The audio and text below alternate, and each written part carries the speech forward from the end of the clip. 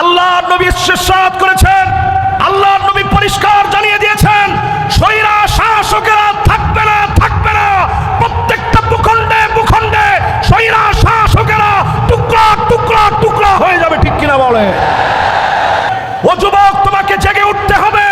ভারতের রক্ত চক্ষু উপেক্ষা করে জেগে উঠা লাগবে মুসলমান। নবীজি সাল্লাল্লাহু আলাইহি সাল্লাম পরিষ্কার বলে গেলেন, পঞ্চম শাসন এই পৃথিবীতে আসবে। সুম্মা তাকুনু খিলাফাতান আলা মিনহাজি নবুওয়াতিন। আল্লাহর নবী বলেছেন, কেউ সেই শাসনকে কেড়ে নিতে পারবে না। 54 বছর দেখা শেষ, সামনে হবে আল কোরআনের বাংলাদেশ। হুজুর মনে হয় হুজুরের নিজের কথা বলতেছে, আমি আমার নিজের কথা বলছি না। আল্লাহর নবী বলে গেছেন, এই পৃথিবীর ভিতরে আবার শাসন আসবে, কোরআনের শাসন। কোন জালেম টাকা পর্যন্ত বাধা দিতে পারবে না, পারবে না, পারবে না। মনে করছেন দেশের থেকে হয়তো বেরিয়ে গেছি, পালায় গেছি আর মাপ পেয়ে গেছি, এত সোজা নয়। আমি আপনাদের কাছে জিজ্ঞাসা করতে চাই, আমেরিকা কি আল্লাহর দুনিয়ার ভিতরে না বাইরে? কথা বললেন না, আমেরিকা আল্লাহর দুনিয়ার ভিতরে না বাইরে? কানাডা কি আল্লাহর দুনিয়ার ভেতরে না বাইরে? ফ্রান্স কি আল্লাহর দুনিয়ার ভেতরে না বাইরে? আমাদের পাশের দেশটা কি আল্লাহর দুনিয়ার ভেতরে না বাইরে? বললেন না যে আল্লাহর দুনিয়ার ভেতরে না বাইরে? তবে কেমনে ভাবলেন আশপাশে পালাই যে আমি চির মুক্তি পেয়ে গেলাম?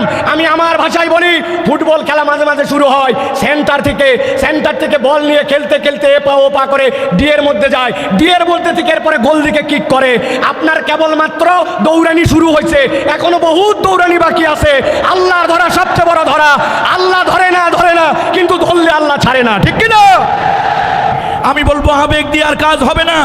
এ জাতিকে শান্তি দিতে হলে, চোরের হাত থেকে রক্ষা করতে হলে, ডাকাতের হাত থেকে জাতিকে রক্ষা করতে হলে, এদেশে অর্থ পাচারকারীদের হাত থেকে জাতিকে মুক্ত করতে হলে, হিন্দু বৌদ্ধ খ্রিস্টান মুসলমানদেরকে শান্তি নিরাপত্তা দিতে হলে আল্লাহর কোরআনের আইন ইসলামের বিধান ছাড়া অন্য আর কোনো রাস্তা নাই। জোরে বলেন ঠিক কিনা?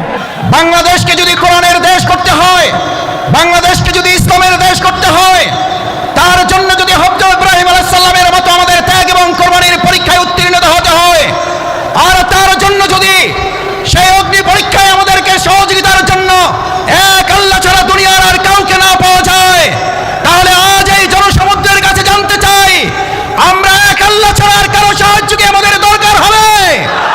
আমরা কার সাহায্য চাই? কার সাহায্য চাই?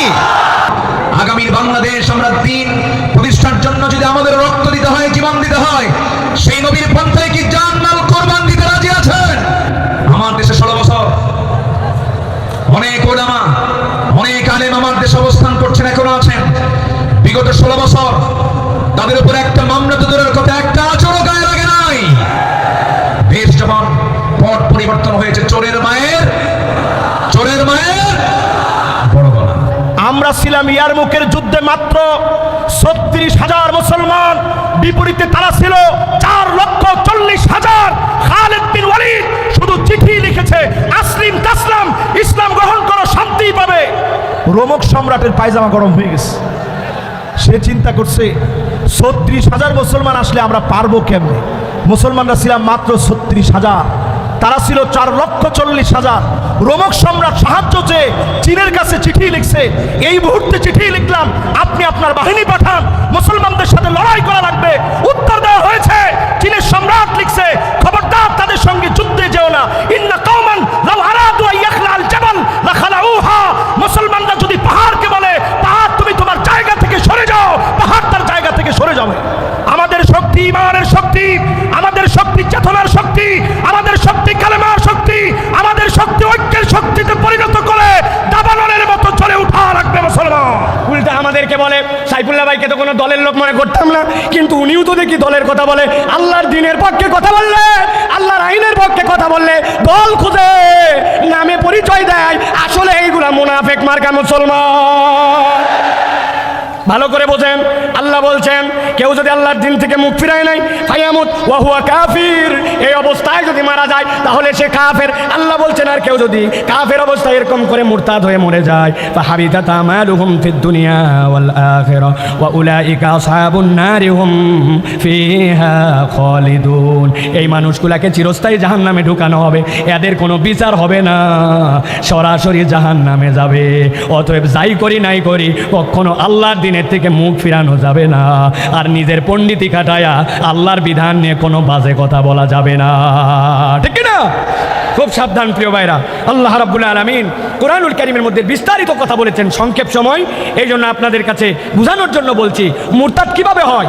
ওরা মনে করে নবীর তরিকা ঠিক না, নবীর পদ্ধতি পছন্দ করে না, আল্লাহর বিধান আগে ঠিক মনে করত, কিন্তু এখন মনে করে আল্লাহর বিধান বোধহয় বাংলাদেশের জন্য, আমাদের সমাজের জন্য অচল। এরকম যদি মনে করে, ও যত হাজী সাহেব গাজী সাহেব হোক না কেন, আল্লাহর কাছে সে মুরতাদ হয়ে যাবে, বিনা হিসাবে জাহান্নামে। আল্লাহ হেফাজত করুন, আল্লাহুম্মা আমিন।